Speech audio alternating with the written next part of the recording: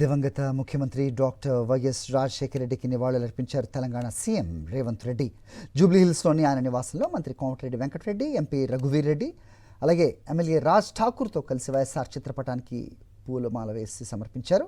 రాజశేఖర రెడ్డి ప్రవేశపెట్టిన సంక్షేమ పథకాలు ప్రతి ఒక్కరి గుండెల్లో ఎప్పటికీ ఉంటాయన్నారు రేవంత్ రెడ్డి.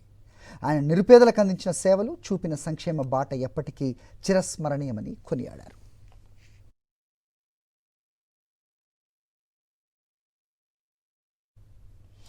దివంగత ఉమ్మడి ఆంధ్రప్రదేశ్ మాజీ ముఖ్యమంత్రి వైఎస్ రాజశేఖర రెడ్డికి ఏఐసిసి అధ్యక్షుడు మల్లికార్జున ఖర్గే నివాళులర్పించారు. వైఎస్ఆర్ ఒక విజనరీ లీడర్ అని ట్వీట్ చేశారు.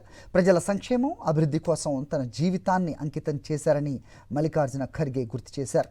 రైతులు, పేదలు, అణగారిన వర్గాల కోసం ఆయన పనిచేశారన్నారు.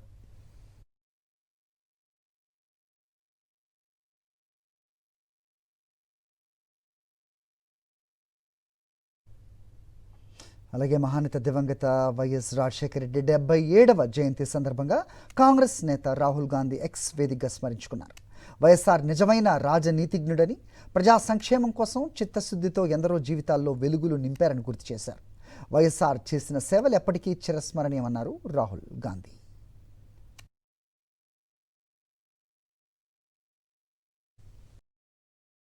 మరిన్ని అప్డేట్స్ కోసం ఛానల్ను సబ్స్క్రైబ్ చేయండి. నోటిఫికేషన్స్ కోసం బెల్ ఐకాన్ పై క్లిక్ చేయండి.